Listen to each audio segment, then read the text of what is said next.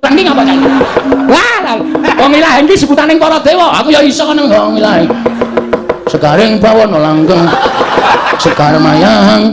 Wah, isih kelingan lagune Gomblo. Kowe lah pukulan tepanggale Gomblo. Ayo sembok ra caturan ora? Aku ngerti lagune lah. Iki sapa iki? Bathara Indra, ngati-ati ya, Nger, ngati-ati. Nek musuh liyane kita kena sembrono ning bocah iki ndugal kewarisan. Ngerti ta kowe kedadiane Bagong iki saka sapa? Mula Bagong kuwi ndugal kewarisan ora luput senjata tawa, ora tau kena walat, ora tau kena apa-apa mergo Bagong iki dibati saka ayang-ayangane Semar. Wah. Berarti aku duwe anake Semar. Kita kuwi kancane Semar ingkang dhisik dhewe janjane pancen Petruk karo Gareke luwih kalah tuwa lawan jeneng kita. Wah, asem. Oh, diterano gajule sirahe tenan. Kok digajuli sirahe ora kualat tuaku kok. Bagong, nun. Waspadakno. Nggih, ulun Bathara Indra. Ulun putrane Bathara Guru ingkang angka catur. Angka papat. Iya, mbarepe sapa? Lho. Perkara mbarep karo ragil kuwi dudu perkaramu. Putrane Sang Hyang Manikmaya kuwi pirang-pirang cacahe. Persasat Jawata iki putrane panjenengane kabeh. Wah, edan. Luar biasa. Ora kabeh. Apa ora? Kok Bagong omongan iso ditekuk-tekuk ora? Kuwi jenenge nyalahi peraturan ning pemerintah. Ana apa? Apa gunane ana BKKBN? Penyuluhan kena ngapa Bathara Guru anake pirang-pirang. Kuwi teges ora iso dadi patuladaning para titah. Dene dawuh karo para titah, cukup dua saja. Apa itu? Ha iki kok anake sing ngomong papat. Sendra, iki gek ditonyo ngono wae malah sekarang kok. Aku ditonyo, aku tiba dene ngenengi teko, tumplak kabeh. Ora dojok kabeh semono. Wah, lah turun dhewe tenan. Sumuk malahin aku. Gagas Bagong malah keingetku dreweran ora karo-karuan.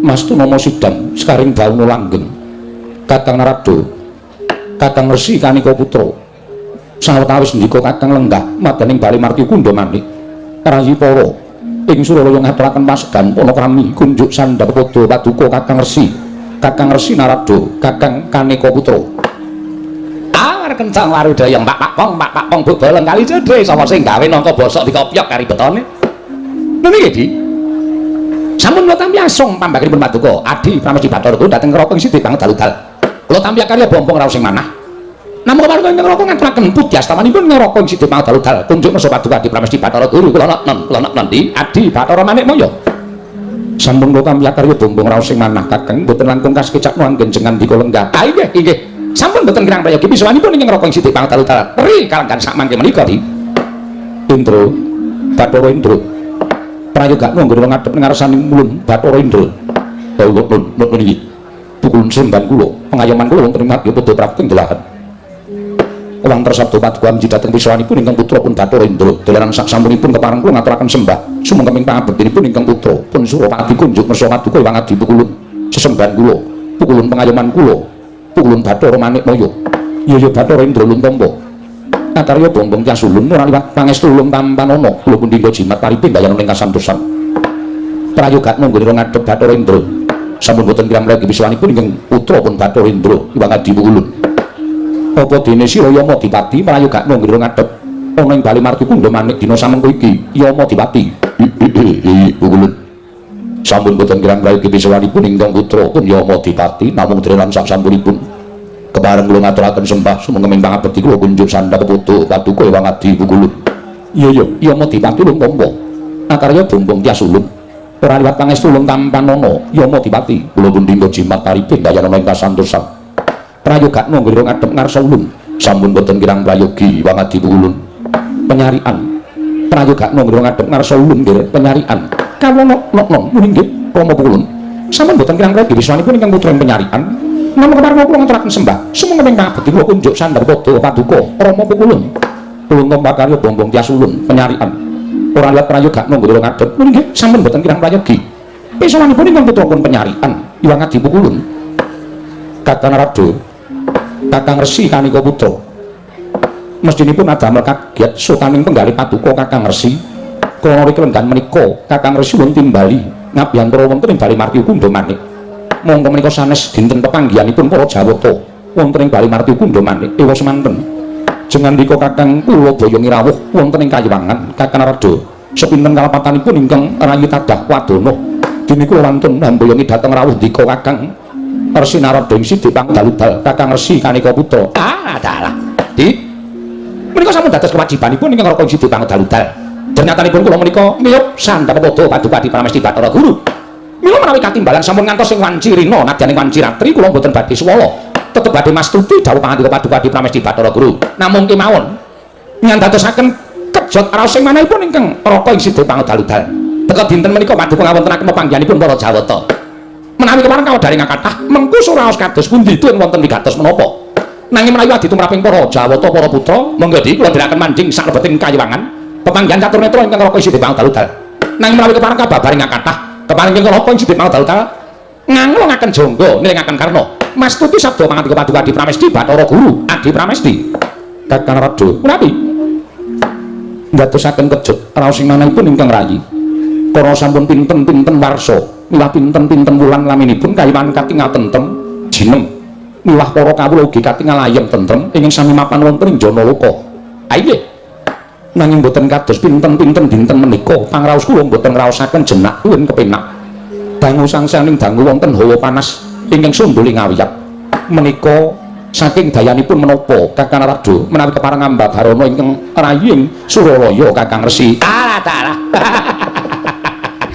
nuwun sewu pandangan ngaten menika tumraping Raka menika mujudaken setunggiling panodi menapa lair batos mujudaken satunggiling pandangan liripun kados pundi Kakang paring dawuh mekaten nggih mergi Adi Pramesti Bathara Guru menika dados dewaning para dewa ingkang mangreh jagat raya menika Paduka Adi Pramesti Bathara Guru sampun ngantos kok namung ngobah musik ing para titan nadyan kutu-kutu warangatoga kemawon jinaring wonten ing pangawaos Paduka nanging sabab menapa namung babagan perkawis gara-gara ingkang boten damel jenjem tuwin konjem kali Paduka teka Paduka miju dhateng ingkang Raka Sidhi Pangdaludal menika naminipun Mulyahi Seganten Paduka sampun mriksa nanging badhe nyobi dhateng Raka Sidhi Pangdaludal mboten Kakang ngibaratipun kula ingkang damel cangkriman mboten wonten jamak limrahipun kula ingkang anyangkrim utawi ambatang cangkriman menika mila Kakang kedah paring dawuh tangka kalih Kakang menika dados kami tuwaning Kayiwangan nadyan kula menika dados nalindraning Kayiwangan nanging boten kenging nilar dhateng kami tuwaning Kayiwangan dosa menapa ing badhe kula sandang menawi kula wantun nilar dhateng pangawas Paduka Kakang Resi Narada Kakang Resi Kanika Putra dalah iki menawi kanthi dasar papadan kados mekaten kula badhe munjuk atur blaka suta blakutang terus terang boten badhe kula tutup-tutupi menawi Adi Pramesti Bathara Guru paring pangandikan kados mekaten estunipun ugi cocok kaliyan rantamaning manahipun ingkang Raka Sidhi Pangdaludal sawetawis dinten menika kula ugi ngraosaken boten wonten raos ingkang sekeca tuwin dangu sangsaning dangu Kayiwangan Suralaya wonten daya panas mongko sareng kula tilingaken paningal kula boten nyumurupi satunggiling titah ingkang wantun rak pacak nerajang perbatang wonten lemah sangar kayu aeng pandhita tapa ingkang damel gara-gara ing Kayangan mekaten Kakang inggih amargi tumraping Raka Sidhi Pangdaludal gara-gara Kayangan menika dumados wonten pinten-pinten bab setunggal wontenipun titah ingkang wantun rak pacak nerajang perbatang menika tegesipun titah ingkang wantun nglengkungi dhateng pangawaosipun para Jawata tegesipun titah ingkang badhe wantun dhateng pangawaosipun para dewa kados to nalika wonten kramanipun Nalindra giling ngaya inggih giling wesi Prabu Naga Pracana ingkang sekawit badhe nyuwun midodari nanging sejatosipun niyatipun namung kepengin dados dewaning para dewa menika ndadosaken gara-garaning Kayangan inggih Kakang inggih angka kalih lemah sangar kayu aeng panjenengan prisa piyambak ben nalika wonten wana ingkang gawat liwat-liwat winget kepati satu mati jalma mara keplayu wujudipun wana marta menika wana papanipun para jin menika wana ingkang gawat menika ugi ndadosaken gara-gara wonten ing Kayiwangan angka salajengipun Pandhita Tapa menika nuwun sewu kathah sanget para brahmana Wasu Pitri para resi ing sami anglampahi tapa saking sekungipun anggipun lampah tapa wekasan daya kekiyatanipun saged sumundul wonten ing Kayiwangan mongko pirangan menika kula padosi mboten wonten titah ing badhe nerak pacak nerajang perbatang nglangkungi pangaosipun para dewa mboten wonten lemah sangar kayu aeng wonten ing jagat menika sedaya sampun sami tawa tawi tawar tuwin mboten wonten pandhita ingkang lampah tapa malah menika sak mangke monggo di dados kewajibanipun Adi Pramesti Bathara Guru ing Raka Sidhi Pangdaludal sumados aniti preksa wonten menapa ta sababipun dene Kayiwangan teka wonten hawa panas ing nadyan boten patosa panas namung manget-manget kemawon namung saged ndadosaken bingung ing para Jawata menika monggo sami dipun upadi ing Raka Sidhi Pangdaludal dadi Adi Pramesti Bathara Guru Andra ingkang pusita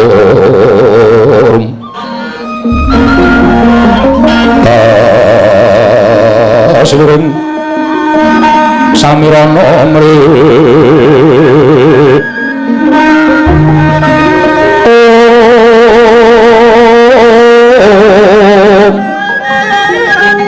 Sekar kadung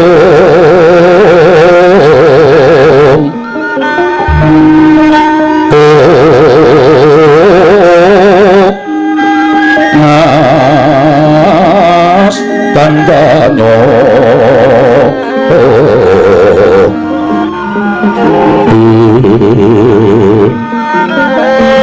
Mawararas retnaning driya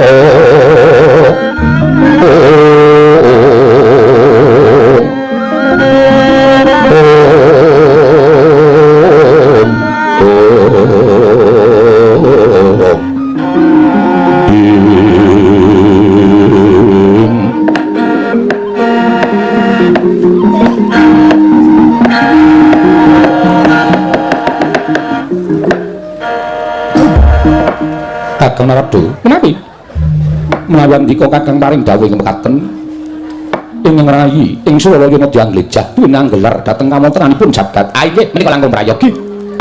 Jer wonten ing jagat menika namung werni kalih, wonten padang, wonten peteng, wonten rina kelawan ratri, miwah wonten ala kaliyan becik. Nggih. Kula ugi pitados. Wonten salebeting gesang wonten ing Janalaka menika namung kaparingan kalih. Inggih menika padang peteng bungah susah, beja cilaka, ala becik lan awan bengi kasinggihan mekaten. Monggo piranganipun jagat menika rikelenggan sak mangke ingkang nembe dados lakon. Inggih menika boten sanes kejawi namung tutulun para Pandhawa miwah putu-putulun para Kurawa. Ingkang benjang badhe nglampahi perang ageng inggih menika winastan Baratayuda Jaya binangun. Pandhawa mapan wonten ing kabecikan, mondene Kurawa mapan wonten ing angkara murka. Menika sampun kinudhat dhateng panguwasipun para Jawata. Namung semantena kula glejah gesangipun para Pandhawa mboten wonten piranganipun Pandhawa gangsal cacahipun ingkang ngalampah tapa. Sadaya tetep dhateng kewajibanipun mangreh dhateng sagung kawula tasih negari Ngamarta.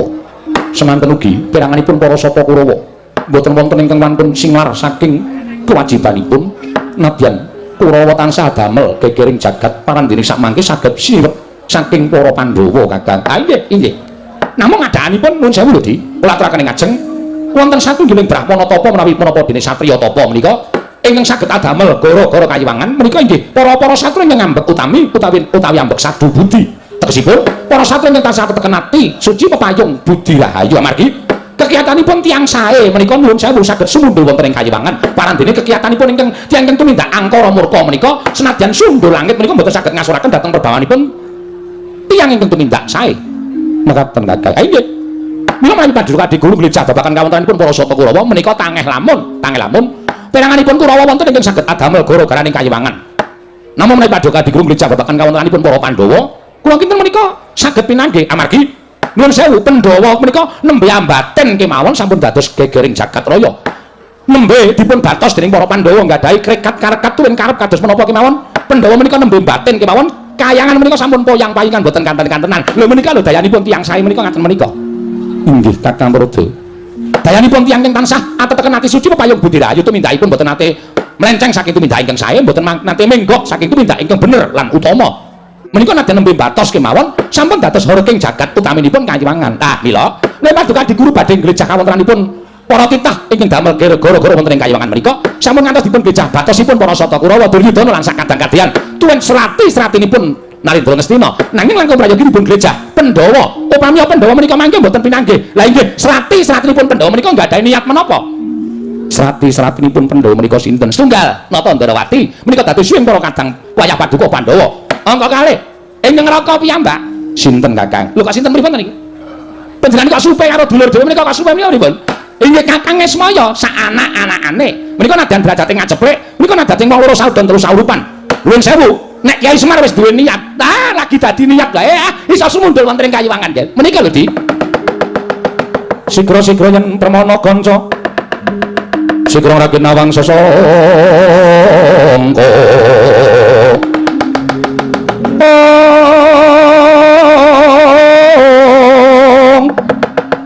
Nalendra Mbekmarwa sing sang Katri Kumulung. Katri Kumulung mangrempak ing wadya.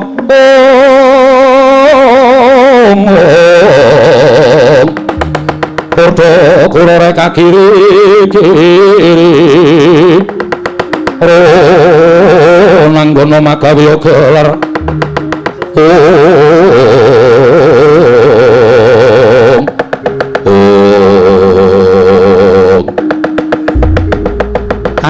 panjenenganipun Sang Hyang Pikulun Narada tinampi ingkang ngrayi nenggi Sang Hyang Pikulun Manikaya. Sura panjenenganipun Sang Hyang Kanika Putra ngantos ngebeki madaning Bali Marga Kundha Manik. Wekasana damel kodheng sutaning penggalih Sang Hyang Manikaya ya Sang Hyang Jatimurti. Meger-meger datan mubah datan musik. Astamira kalih pisan yang ngambika magawe pronto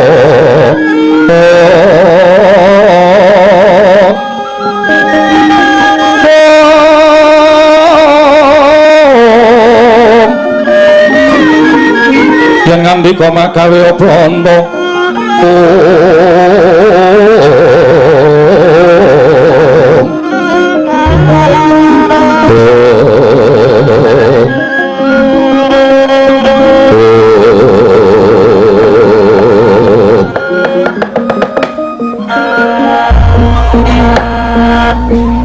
Mastuna Sidam sekaring bawuna langgeng Kakang Rada merapi geger para Jawata kang sami sumewa wonten ing sakjawining Bali Marga Kundha Manik sami alok yen wonten titah ingkang minggah kayiwangan jagat Dewa Bathara mboten kanyana-nyana kayiwangan wonten satunggiling titah ingkang sowan mongko sareng kula waspaosaken menika mboten pangling Panakawan Petruk kaliyan Bagong Kakang dalah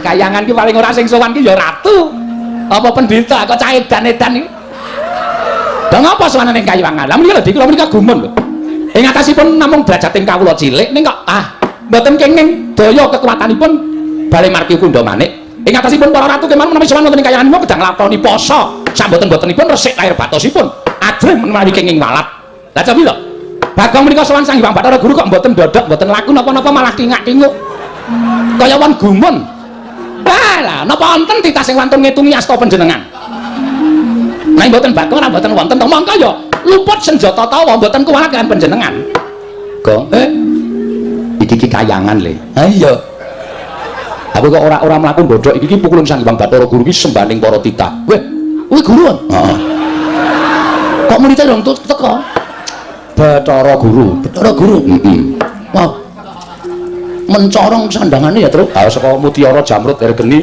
kowe nedal mutiara siji kae saka urip 7 turunan dadalke terus aja ora wani kok dadalke ora malak ning lho kok malak piye tangane papat ya Hyang Bathara Guru tangane papat ana ado suwe kuwi mergane keleke eling ngosoki papat tenan ora Petruk wonten dalu Bukulun kita sowan yo kena ning Suralaya ning mbok yo sesuk meniki nek sowan ki ijen ora kan dadakan jak Bagong walah para dewa ora kajen musuh bakal nek carane kaya ngene iki. Hyang Bathara Guru kok denekke keleke papat. Monggo ulun ki ndereke panjenengane wis mangabat-abad rong tau wani karo Hyang Manik. Mojo lha iki bocah iki cere kawani karo Sang Hyang Manik mojo ki. Dalah. Terus iki tep apa wong e, Tru? Ya wong kaya kok omonge tanpa pedhot tapi tidak bener. Hyang Bathara Narada. Weh iki apa? Heeh. Sing sok diomongke bapak kae lho. Wah, lagi iki aku weruh. Heeh. Kaya jog dhewe. Jog kowe pahit. Bagong aja sembrane tak idak mutar kowe. Wis lho, gedhe aku kowe. Gong. Ora ngawur kok kowe iki. Konjur arep nang kayang arep ngawur ora. Panakawan wonten dawuh Bukulun. Aja kladuk wani kurang geduga. Bagong. Dalem. Kita aja rame. Aku apa Wita? Kowe kuwi. Hah? Lah kok muni Wita aja rame. Kita iki kowe. Aku kita. Berarti aku nek munggah kayangan jenengku ganti kita. Ora ya tetep Bagong ning celuturane nek nyebut kowe iki kita. Wah, ngerti ora melu mumet aku nek carane. Kata-katane iki beda karo nggone dhewe. Bagong. Ulun isih gedhe paling marma ulun marang jeneng kita. Aja gawe geger. Mengko mendak kita kena walat. Aluweh. Kowe kuwi lho, kita. Jare Bathara Guru kok ulun. Iki ora rampung-rampung perkara cah mocap petuk siji iki. Ulun ki aku. Nah, berarti ulune loro to. Kae ya ulun iki ya ulun. Kitane mung aku tok. Petruk kantong bulung. Wonten dawuh Bukulun. Padha rejo sak prapta kita. Weh, kowe ya kita to wis. Kowe ki meneng sik. Aku tak wangsulan sik. Wah, ora denger aku. Ora denger ya, ora paham. Angel nang kene iki ditelusuri kata-katane iki angel. Wis wangsulan to. Menamit pasang Kalimantabi tinebine iki lho duni Demawing Tawang-tawang. tinepatno itu laknanu Pulun. Nering sambi kula sowan kula tebih saking Rubita kepareng kula ngaturaken sembah pangabekti kula kunju. Iya Petra Ulun Tampa, ora liwat pangestu Ulun Tampanono, kula pundi jimat paripun dayana ing kasantosan. Petra kantong bala padha dasa prapta kita. Nggih, Ulun Narada wilujeng bekti kula kunju Ulun. Ya Ulun Tampa karya bombong tias Ulun. Ora liwat pangestu Ulun Tampanono ya Petra, kula pundi jimat paripun dayana ing kasantosan. Pono kawan Bagong padha raja sak prapta kita. Inggih Ulun kita sowan ring sambi kala. Kepareng kula ngaturaken bekti kula kunjuk ngersanipun paduka Ulun. Ladon. Piye terus salah apa bener salah? Ora. Iwang Pikulun Bathara Guru. Iwang Pikulun Bathara Guru. Guru kok guru. Ketrikel ilate. Iya Bagong ora dadi ngopo. Gandeng kita kuwi atmajaning Kakang Ismaya. Mula Ulun paringi pangapura. Sanes Pikulun. Lho. Sanes piye? Kula niku anake Semar dudu anake Ismaya. Ismaya iki jenenge bapak iki ya isi Ismaya. Wah, nek ngono kok ora kendang. SJS ngono. Pak S. Bagong padha raja sak prapta kita. Wah iki lakone iki. Pangestunipun Iwang Pikulun Narada. Nering sambikala Pikulun. Ayo syukur. Ayo iya. Wah cah edian tenan ora. Wis dhewe padha ra kajian iki wis ora. Petra padha raja sak prapta kita. Pangestunipun Iwang Pikulun Bathara Indra wilujeng. Bagong padha raja sak prapta kita. Sapa Indra? Bathara Indra. Nggon film kae, Pak. Waduh. Ana telu to Dono Kasino Indra. Iki Bedewa ya. Wah, kok tak tendang modar. Kok tak tendang ngendi kowe? Ora ngerti wae ditendang ora. Bathara Indra. Oh nggih Pukulun Bathara Indra. Bekti kula katur nggih Pukulun. Iya. Ulun Tampa Bagong prayogakna. Nggih, sampun boten kirang prayogi. Petra padha raja sapraptamu. Pukulun Yama Dipati wilujeng. Oh iki bahaya lho, Kok. Hah? Iki bahaya. Iki sing tukang jabut nyawane titah. Iki Pak Mburi ya? Heeh. Bagong padha raja sapraptamu. Sapa to? Yama Dipati. Iwang Pikulun Yama Dipati wilujeng bekti kula konjuk Pikulun. Iya. Ampun dicabut. Ora.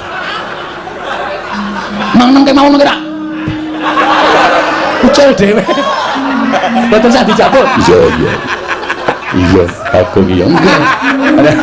Edian lan kok kowe, Gong. Aku biasane ngono e. Tak nengke wae ya biasane. Petra kantong bolong padha raja sak praptamu. Pangestunipun Pukulun Penyarian wilujeng bekti kula kunjuk. Iya Petra. Pangestu Tampanono. Nggih. Bagong padha raja. Sapa ki to? Penyarian. Oh pacare. Udu. Pukulun Penyarian. Ayo ki nang kelurahan Carik to? Ora. Penyarian ya pokoke sing nyateti apa-apa. Sekretaris maksudnya. Heeh. Pukulun penulisan. Wilujeng bekti kula kunjuk Pukulun Penyarian. Iya Bagong prayogakna apa kawan? Ngene nggih. Lho kok guyu apa? Sampeyan yo mesem kok. Berarti aku nang kene iki entuk masa. Wah, gayamu ora. Pukulun Penyarian kita seneng nek aku ngomong terus iki. Iya ning iki ning kayangan ku ndak nek Iwang Pikulun Bathara Guru ngendika Bagong aja sembrono. Ulun sotke dadi cacing. Iso dadi cacing tenan. Waton ora ketemu wong mancing lho. Ha iya. Nang ketemu wong mancing cilaka aku amun ditemleki nggon pancing cemplungke banyu diseret karo wader. Wader ya. Roro. Heeh. Petra dalem Pukul. Ana wigati apa kita sowan? Apa sapa karsanira pribadi? Apa pancen diutus dening wong atuamu Kakang Ismaya? Menawi lepat Agung Pangaksami kepareng kula ngaturaken tebah Siti Sekul binunteling ron klapa. Ampun tambah bilih wonten pakulan nggih kula munjatung sapa paduka Iwang Adi Pukulun. Petra kaya ora dadi napa matur sembah nuwun. Ndungkap angka kalih wale-wale menapa Pukulun? Sowan kula wonten ing kayiwangan menika sayekti mboten saking kajengan kula piyambak. Namung kula menika dapur dipun utus. Sapa ingkang utus? Ah nggih Bapak Semar. Inggih, Bapak Semar nggih Kyai Nayantaka. Ya Sang Hyang Ismaya. Nuwun sewu malah samangke kula badhe nanjihaken. Kondange ngake padha nyebutake nek Sang Hyang Ismaya niku nuwun sewu kadangne sepuh Bathara Guru nggih panjenengan. Niku janjane niku napa ming cerita napa asli? Iya pancen nyata. Kakang Ismaya kuwi kadangku tuwa. Weh, bener, Gong. Bapak iki jebul kakange Bathara Guru. Ngapa Bapak dadi kere ning jagat iki? Ngerti dadi dewa, malah mulya dhewe ya ora kedungsang-dungsang uripe. Kakane Bathara Guru kok ngere ning Karang Kadempel mangan intip kaya banyu. Dikopyok ning weteng. Arene ra ya mamane paling ora roti ya. Ning bapak iki seneng ngono kae kok. Wah, Semari pancen aneh. Nggih, nek ngaten kula ngaturaken panuwun. Lah, dene wigatosipun Pukulun, mboten sanes estunipun bapak menika bingung. Bingung perkara apa? Bapak niku janjane mung kepengin duwe kajat nggih menika bangun desa. Semar menika kepengin bangun desa. Wah, lakone Semar bangun desa iki. Wis dibedhek ora, iki senengane mbedheki ngono kok, Gong. Soale wis saking kerepe. Iki nek aku ora gawe sanggit liya. Lah iya ndak padha karo ning YouTube. Endi? YouTube. YouTube ki sapa? Lah kuwi bakmi. YouTube ki teknologi kok. Kene ra ono YouTube ora. Lajeng, lho kok lajeng kowe iki ngopo? Pengen dikokon kok. Iya iya. Kalae do ora omong. Ngomong dhewe. Sabanjure piye? Bapak bangun desa menika kok mboten bangun perkara papan sing magrung-magrung, papan sing becik, sing apik, utawa bapak niku pengen bangun omah sing wah luar biasa menika mboten. Ning kersanipun bapak menika bangun lahir lan batin, ya lahir, ya batin. Panggesanganipun para kawula, uripe para panjenengan masyarakat Karang Pradesan menika supaya mundhak ya bab ketukulane, ya bab ayem tentreme, ya bab nggone gotong royong menika supaya sengkut gumregut. Mula bapak kepengin bangun desa sumados mujudake desa ingkang sae inggih menika desa Karang Kadempel. Iki samukawisipun ya bab menapa kemawon mergi sak mangke menika nadyan sampun sae ning ibarate aja kok banjur marem mergo kahanan sing wis ana ning luwih becik ditingkatake lan diundhakake supaya luwih monjo lan luwih kabiyawara. Iya betul nggih. Coba to nek teng pundi-pundi bedaning panembah bedaning kapitadosan menika dados sarana cecungkran ning nek teng Karang Kadempel mboten. Karang Kadempel menika bedaning panembah menika mujudaken setunggiling kerukunan antawisipun setunggalan setunggalipun sing siji ngurmati panembahing sing siji ngurmati panembahing sing siji. Mula Karang Kadempel niku arang gontok-gontokan arang padha regejegan anane ming sayuk rukun marsinamatan daya dinayan tunggal cipta rasa karsa lan karyane mujudake setunggiling desa ingkang kaloka tinimbang desa liyane. Lah terus niate Semar napa? Tentrem ayeming Karang Kadempel menika aja kok ming tekan Karang Kadempel tok. Sing jeneng napa-napa niku isone gedhe niku apike saka cilik. Mengko nek ujug-ujug gedhe niku terus jeblok. Ngoten. Iya betul nggih. Mula saka cilik sing jeneng arep tekan dhuwur niku ya alon-alon le munggah aja terus mencolot mengko nek kepleset ndak malah gegeblak malah ora apik. Lah niki gandeng Karang Kadempel niku wis apik digawe apik meneh supaya desa kiwa kineng tengening Karang Kadempel niku padha kepengin tentrem kaya Karang Kadempel terus tiru-tiru supaya kiwa tengening Karang Pradesan Karang Kadempel menika padha kepengin tentrem kaya Karang Kadempel terus melok-melok sing dikersake bapakne Semar. Ngono betul nggih. Lah ning bareng wonten iku kula sarujuk kula mathuk kula cocok ning kok kula Semar kendel mawon bapak niku meneng mawon. Lah terus kula jawil jane ngopo Pak ana bab sing abot apa piye nek perkara Prabeya perkara Brana Picis dibutuhake mengko aku tak matur Ndara Pandhawa mergo bapak iki dadi pengayomaning Pandhawa bapak iki dadi panakawaning Pandhawa nek ora duwe ya nyuwun karo para Pandhawa. Ora Petruk aku ora duwe niat bangun perkara iki utawa bangun Karang Kadempel iki nganggo srana Prabeya ora ning kabeh masyarakat arep tak caketi atine. Ayo to didudah rasane tresna karo bumi kelahirane, tresna karo bumi wutah gedhe ya kuwi Karang Kadempel. Dadi ora usah nganggo Prabeya. Bangun desa nganggo Prabeya niku tak cekke dhuwit. Mengko bangun tanggul terus di napa diborongke. Lah niku tegese tak cekke dhuwit. Ning masyarakate supaya sayuk, sayek, saeka kapti, tetunggalan manunggal. Ayo to, iki apik dienggo dhewe, iki becik awak dhewe sing ngrasake. Mula ayo bareng-bareng padha dibangun. Nah ngoten niku arepe bapak. Iya Petruk kuwi becik banget nggih. Ning kok bapak niku paring pangandikan. Bapakmu paring pangandikan piye? Srana iki bisa lancar, srana iki bisa rancak. Kabeh para kawula sak Karang Kadempel bisa ngrasakake ayem ayem tentrem. Waton syarat sranane kaya sing nalika aku ngimpi kelakon, Truk. Bapakmu ngimpi apa? Bapak niku ngimpi metik sekar jambu dipa nirmala kalih pelem pertangga jiwa. Yo sing abot teng niku. Bapak niku ngasta kondur wujudipun sekar jambu dipa nirmala kalih sekar pelem pertangga jiwa. Mongko jambu dipa nirmala pelem pertangga jiwa niku thukule ming neng kayangan. Lah terus kula cancut, saiki gareng piye sing tuwa? Sagung munggah kayangan ora? Gareng sambat nek awake lara kabeh. Nek kon munggah kayangan mboten iso mergo kayangan niku munggah gunung himawat sing dhuwure ora karo-karuan. Dalane minggak-minggok lan sak piturute. Iya, nggih. Lah terus gandeng gareng ora gelem kula saguh. Ndilalah kok Bagong ya saguh. Ha to, Gong? Heeh. Arep kula karo Bagong walu tekan mriki ora bareng. Kowe metu ngendi to, Gong? Serungga. Oh. Kowe metu parang tritis mesti ngono ta, Tru? Heeh. Lila ilosmen ta kowe ora? Ora ya. Wah, kowe iki. Napak tilas. Napak tilas dengkulmu melocok yo lah. Senengane aja sok buka wadine wiyaga-wiyaga. Ngerti gak aku? Aku mau ngomong, aku liwat Serungga. Ah iya. Arep mampir none Simbah malah gerah. Ya ora apa-apa. Lah sabanjure mila suwan kula sampun purun Bathara Guru menika wonten sukalelaning penggalih sak mangke paring ogungan. Keparenga sak mangke mandhapaken sekar Pelemper tangga jiwa lan Sekar Jambu dipun nirmala menika kaparika dhateng Petruk niku bapak sing nyuwun. Omongho Bathara Guru, omongho Si Manikmaya. Aku wis ora mapan ning kayangan. Aku wis ikhlas dadi titah, aku wis ikhlas dadi menungsa lumrah.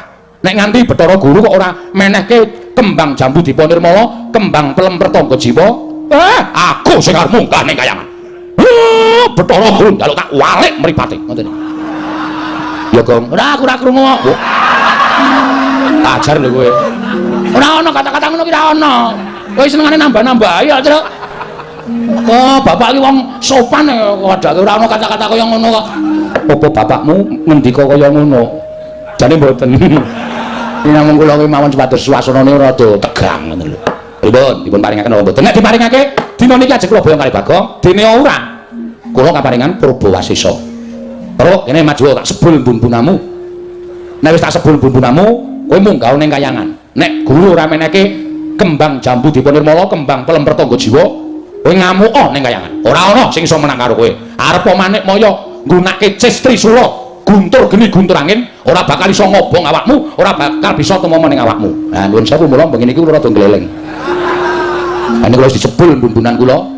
Kula mboten ajeng pripun-pripun. Upama panjenengan ndawake guntur geni guntur angin, nek kula ora apa-apa, ning mang dawake Bagong. Bagong dereng disebul bumbunane. Wah, Semari banci ndek banci ladan. Iki kok sing dadi korban aku ngono. Oh, dinsangoni daya kawijayan karo bapak, aku blas e. Ha engko nek ditamani cis Trisula sing modar kowe, modar ning kene. Aja kuwatir Bagong, wong mati ning kayangan iki jujuk swarga. Wis truk kowe bali dhewe. Aku tak mati nang kene. Aku ngendikane Bathara Teka iki, wis. Anu Bathara Narada iki nek mati nang kayangan iki bakal munggah swarga. Wis kowe ning neraka tak idiak sirahmu. Lamit ya, Tru. Sing ngomong sapa wong mati ya didelok ala becike, nek ala ya nyemplung neraka, nek becik ya nyemplung swarga. Ora ana kok mati ning kayangan jujuk swarga iku dapusi Bathara Narada. Wah, asem e. Ora tak gojok lho. Agenge pancen trembelane kok iki. Iki Bathara Narada iki kami tuaning kayangan dijak-jak. Ajak ora? Ayo ajak ya wis. Ngene kok geger ora. Ngono Petruk nggih, nyuwun pangapunten. Namung sedelo kemawon. Mangke menawi sampun paripurna dipun damel srana syarat inggih menika wujudipun pambangunipun Padukuhan Topat Desa Karangkadempel. Badhe kula konduraken upami dipun paringaken dhateng Bapak malah Bapak matur nuwun. Syukur kinaya pusaka wonten ing Karangkadempel pukulun. Caca muntapir kreta duka yayasinipe. Petra bocak mundarandir. Item nyomangolon cok wadanani rombaranang in Kakang Rodo kados pundi Kakang? Landara dase tadi. Apa sing kula aturaken sekawit kala wau jebul wonten nyatanipun. Kula mun jatuh sapa dugati Panji Bathara Guru nek Pandhawa ora duwe niat apa-apa ya kiwa tengening Pandhawa serati ning Pandhawa. Lah dalah nyata. Petruk sowan njaluk kembang pelemper tangga jiwa, kembang jambu dipun nirmala. Monggo Purbawasesa nasta Padukati Panji Bathara Guru dipun paringaken menapa mboten? Nek ora diparingake ya kudu bisa nundung Petruk nek diparingaken ya menika langkung sae jan nyatanipun ingkang mbetahaken menika Semar Badranaya Kakang Semar Nayantaka menika kadang paduka sepuh piyambak. Inggih Kakang. Nanging menawi kula paringaken sakmangke menawi kawanguran dening para titah sanesipun. Kan wurunga kinten kula menika dewa ingkang banci banci ladan. Lha sampun kathah ingkang badhe nyuwun Sekar pelemper tangga jiwa milah Sekar jambu dipun nirmala. Mboten kula paringaken nanging sareng kula warga kula piyambak ingkang nyuwun tumunten kula paringaken. Menika mangke dados aloking para titah ing mapan wonten ing Janaloka Kakang. Wis monggo. Ning kudu ngati-ati lho, Di. Ngati-ati le atur wangsul lan Petruk Kantong Bolong. Nek nganti panjenengan sisih gone paring pangandikan Petruk Kantong Bolong, arep apa-apa bocah iki bocah lantik. Batur niki batur sing pinter. Mengko ndak kliwikan dadi grejekan geguyon, dadi tangisan, ndak kayangan digejak-jakan dening para Panakawan. Petruk dalem ulun bakal maringake ya kuwi wujuding Sekar pelemper tangga jiwa lan Sekar jambu dipun nirmala. Estu ulun. Iya Petruk. Nanging kowe becik gandeng Sekar mau kudu dipethik sarana ulun pribadi ingkang medhik. Mula kula ngenten ana ing repat kepanasan. Oh nggih. Sawise kita mapan ing repat kepanasan, mengko ulun mrepeki lawan jeneng kita. Kita bakal ulun paringi wujuding Sekar pelemper tangga jiwa Sekar jambu dipun nirmala. Oh nggih, siap. Pancen kaya ngoten kula mboten badhe anduwa marang Pakuan Paduka Wampulung Bathara Guru mboten. Nek dipun dawuh nek wonten ing repat kepanasan sendika kula tak mundur saking Datulaya utawi Balimarti Kundamane. Ngentosi sak bibaring peping pepanggihanipun para Jawata, kula ngentosi rawuhipun miwampi kulun Bathara Guru. Iya, Panakawan Petruk. Menawi ngaten nyuwun pamit kulun. Madal pasilan sing ati-ati aja kaya bocah cilik. Pukulun rada kula nyuwun pamit. Petrus sing ati-ati. Pukulun Bathara Indra kula nyuwun pamit. Ya Petrus sing ati-ati. Pukulun Yama Dipati kula nyuwun pamit. Ya Petrus sing ati-ati. Pukulun Menarian kula nyuwun pamit. Ya Ponokawan sing ati-ati. Sampun pukulun kula nyuwun pamit ngentosi wonten repat kepanasan. Iya Ponokawan sing ati-ati aja kaya bocah cilik. Ponokawan Petrus.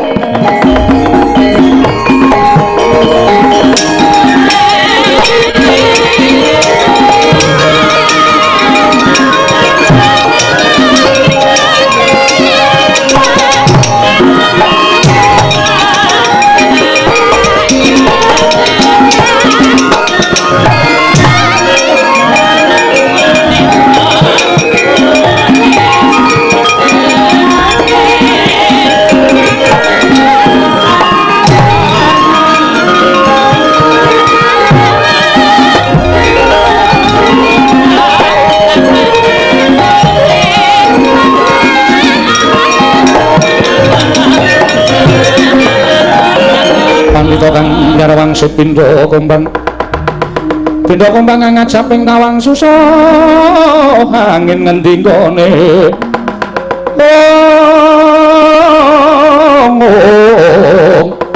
susah angin ngendi nggone Kakang Trada menawi Petruk sampun kersa mundur wah menika kok kadangipun Petruk Bagong tasih mogok wonten ing mriki. Lha dalah iki bocah iki arep ngapa ya? Bagong kita iki Petruk iki wis metu nang pemanasan kok kowe kita durung metu ki piye? Metu kok dipaksa. Lire piye kita ora gelem metu? Ra ati kula kok ora kepenak ya? Ora kepenak perkara apa Bagong? Nek Petruk mboten pantosa nggadaken pengendikanipun Iwang Pikulun Trada, ning nek kula kok setiap omongane piyai niku tak petong, tak glejak. Tak goleki iki lereke kata-katane iki nanti mengkono nggih terus panjenenganipun Iwang Adi Pikulun paring pangandikan niku kula bundeli teng ati kula jane ngenten mawon luwih becik jujur mbangane sampeyan tumindak sing ora jujur mengke gawe gelo atine Petruk gawe gelo ati kula mengke kayangan rusak mergo saka pakatine Petruk awung sampeyan jujur pangandikaku sing piye Bagong akeh wong sing kepengin njaluk kembang Jambudipa Nirmala kembang pelem pertangga jiwa boya ulun paringake yen nganti ulun maringake kelawan Semar ateges padha ngarani yen to kula warga diwenehi ngampil nek wong liya ora diwenehi ngampil mengko dikira mban cindhe mban ciladan ayo ta nggih mboten iya Bagong nah dengan melihat kata-kata itu bocah iki omongane kok tekan kaya ngono ki piye lah kanthi niti priksa kalimat kaya ngoten niku kula nggadahi pemanggih lan kula saged menggaris ngandhapi ora tayake menggaris ngandhapi ki apa menggaris bawahi kalimat panjenengan ateges panjenengan boten ajeng maringake wujuding kembang pelem pertangga jiwa kalian kembang Jambudipa Nirmala nggih napa mboten Kakang Trada kados pundi ala dalah konangan karo genjik siji iki wah dalah Petruk ora iso gagapi mung jare adi guru lah kok malah Bagong sing iso nyurasa mung jare adi Pranikpa ya dheweke ora trima lan ora gelem metu nang repat kepanasan dados pundi Dik nggih kula piyambak bingung pun saniki ngaten mawon kalah cacak menang cacak dipun blakaken kalian Bagong ngoten Kakang nggih monggo kula aturi bloko kita napa ya jenenge ulun kula aturi bloko kalian kita tetep kuwalik panjenenganipun pukulan kula aturi kita aduh kula aturi bloko kalian ulun sakarepmu Bagong bloko suto blak kotang terus terang waduh kata-katanya kok kaya ngono to kata-katanya piye aku mau bloko suto blak kotang terus terang mboten genteong Bagong wong edan ning kayangan ki ora kena saru sing saru ki sapa kok teko wis ana wong saru kok omong ngiroke blak kotang terus terang kok saru ora prasaja wae nggih yen to Semar bakal nyuwun pelem pertangga jiwa wujuding kembang lan kembang Jambudipa Nirmala yakti Semar nerak pacak nerajang perbatang lho sebab apa sebabe Semar kuwi titah Semar kuwi titah jare Kakang panjenengan Kang Mas panjenengan Sang Hyang sapa mau Ismanto Ismaya Ismaya iya lah padha karo Semar niku uripe ning donya ning jane statuse dheke wong KTP-ne wae kula delok status dewa ngoten niku ateges Semar niku dewa Sampeyan aja terus beda-bedake Semar karo panjenengan. Dume panjenengan dadi dewa teng Kahyangan Suralaya. Dume panjenengan Semar urip nang Ngadapada, terus sampeyan beda-bedake derajate Semar karo sampeyan. Iki jenenge ora apik. Monggo sampeyan padha-padha putrane. Modar aku. Coba. Lah ora denge kok dadak omongan ora. Ya anake sapa? Ayo anake bapakne. Bapakne sapa? Empuh. Sang Hyang Bathara Tunggal. Nah, Sang Hyang Bathara Tunggal. Sing biyen jare lahir ceprot wujud ndok. Nggih to? Ngerti kayangane tak dadar. Modar kabeh sisa. Mak goreng kei Lombok ora ana Bathara Guru, ora ana Ismaya, ora ana Teja Mantri. Mlebu nang wetengku kabeh. Wah, cakok nekate kaya ngene lho. Iki nang kayangan kok nekate sak penake dhewe iki piye? Tetep ulun ora bakal maringake. Nek ora gelem maringake, Petra wis diparingi daya kekuatan karo Semar. Rawe rantas malang mesti bakal tak putuk. Dawe Bapak Bagong, kowe anakku sing tak tresnani. Petra tak wenehi kekuatan. Aku percaya karo omonganmu. Mergo kowe iki tim sukses Semar Putranaya. Mula kowe kudu iso omong ning ngarepe Bathara Guru. Nek pancen Bathara Guru menehake sakarmu tawene Purbawasesa, aku kakangne Bathara Guru, kowe menang gawe geger ning Kahyangan.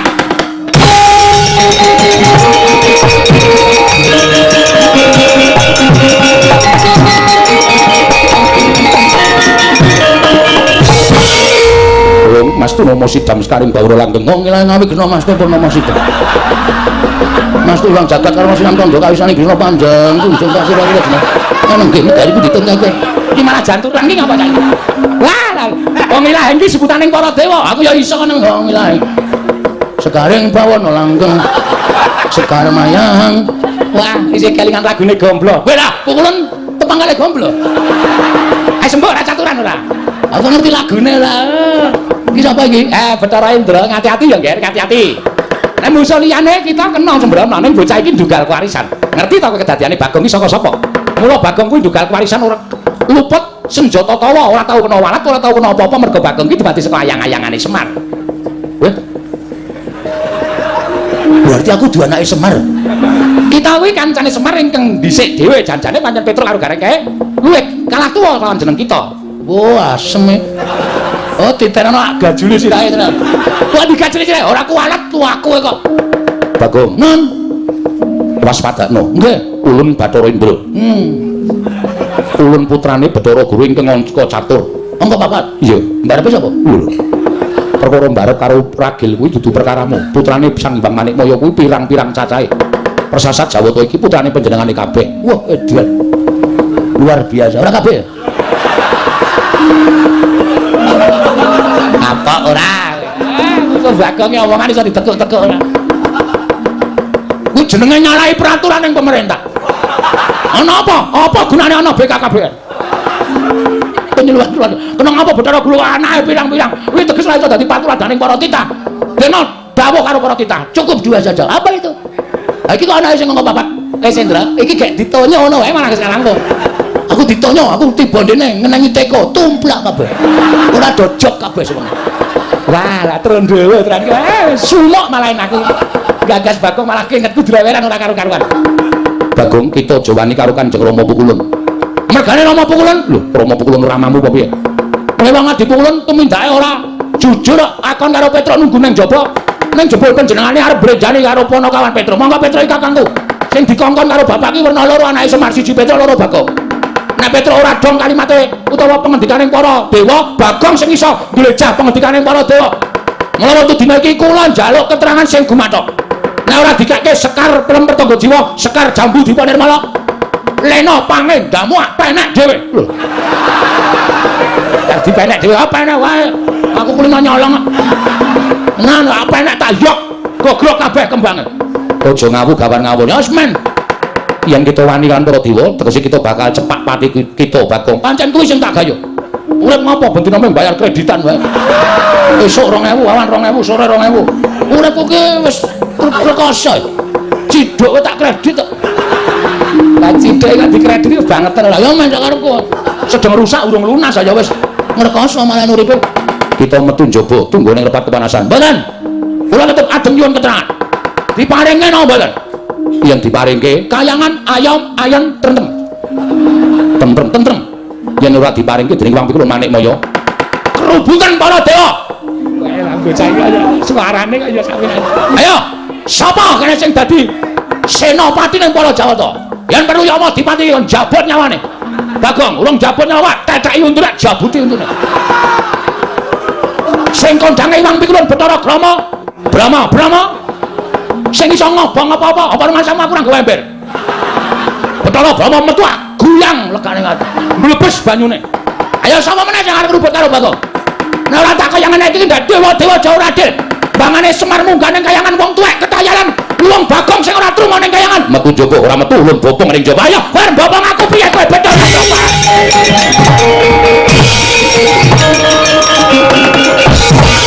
Wedan. Iki bali meneh ki piye? Endra. Iki gak merucat ki piye? Apamu kapan kowe ayo? Lendange tak kesok. Aku brojol dhewe ayo. Bagong wis sepeleke cah daya. Nek men digendong ayo, aku digendonge. Sok tak tibake dhewe. Saking kesele. Kono rono kono. Pegel aku anu. Weh, ya mati-mati. Wae Bagong gendong.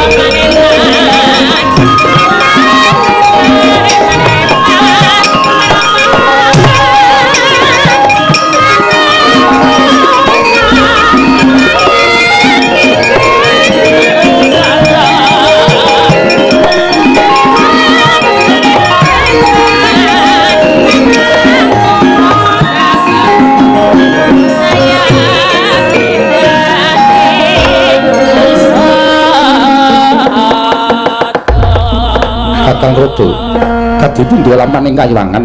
Di namun sejatosipun menapa paduka dawaken menika yektasipun namung badhe ambabar dhateng swasana ing mboten sae. Meskipun paduka menika paring malilah dhateng Petruk Ambaya wujuding Sekar Pelem Pertangga Jiwa lan Sekar Jambu Dipa Nirmala. Inggih Kakang. Nanging kula nggadhahi pemanggih sanes. Pemanggih Dasuli. Kakang Semarangipun badhe ambangun Karang Kadempel menika kuwatos sing manah kula ngembari dhateng Pangwaos Ulun Kakang. Panjenengan menika senganipun gadhahi raos sing mboten sae dhateng Kakang Nayantaka. Lah cobi to. Namung derajatipun desa kemawon kok badhe ngembari dhateng Pangwaos paduka Dipramesti Bathara Guru menika rak mokal kelampanipun. Nuwun sewu. Sampun kathah para titah ingkang sumuyut dhateng Kakang Nayantaka menawi ngantos malih panembahipun lajeng sang manembah dhateng Semar. Tumuntun lirwa dhateng panembah kelawan panjenengan ulun menapa mboten nami menika ngrisak dhateng Kayuwangan. Mboten. Malah Semar menika ingkang tansah nuntun dhateng para titah. Supados tansah manembah dhateng panguwasaning Dat Kamur Wegdat mboten nembah lan panjenengan nanging manembah dhateng murbaning Hyang Mahanasa inggih Sang Hyang Dat Kamur Wegdat tegesipun Gusti ingkang karya loka mekaten Kakang nggih nanging tetep kula mboten mathuk mbah kula mboten rujuk menawi paduka adi kula mboten mathuk kula mboten rujuk menawi badhe kelas menawi kaya menika mantu badhe ngrusak dening Panakawan kula ingkang badhe panggih dhateng Petruk kawan Bagong namung saderengipun Kakang Rodo Latrindawi dhateng para Jawata inggih supados munduraken Petruk lan Bagong syukur bagi menawi Petruk lan Bagong kasoran mengsah para Jawata. Kula mboten badhe ketayalan manggi Petruk lawan Bagong, nanging menawi para Jawata mboten kewagang nandhingi Panakawan, kula matur dhateng ingkang rayipun Jatimurti. Kula ingkang badhe paring wangsulan dhateng Panakawan kekalih menika Kakang. Dalah nggih monggo lajeng. Sasampun menika kula ingkang badhe mandhap wonten ing Janaloka. Kersanipun niti priksa dhateng kawontenanipun Kakang Nayantaka. Menawi saged badhe kula imutaken sampun ngantos ngembari dhateng Pangwaos Ulun. Nanging menawi boten saged kula nuwun sewu paripaksa kula mentala dhateng Kakang Ismaya. Dalah panjenengan menika senenge ngurupake geni memungsuhan dhateng Kyai Semar Badranaya. Ayo monggo ning nuwun sewu lho. Nerada tunggak waru tunggak dadap. Tegesipun menapa Kakang? Nek wonten menapa-menapa kula mboten melu-melu kula mboten melu nggarap. Kula semanggaken ala becik bener luput panjenengan kedah nangkel. Inggih Kakang Rata. Ayo kula semanggaken. Penyarian kula wonten timbalan ngadhawuh budal kang padha sibuk. jeneng ulun medya mudhun saka ling sira Kandhawaru binangun manjing telenging Suralaya. Wah, ana nang istangan dal, nama dal pasilan. Sing ati-ati aja kaya bocah cilik penyarian. Purna gatiring panggilan. Sang Hyang Manik Mayarsa kondur manjing jroning kayiwangan kayap sangganing para widodara widodari.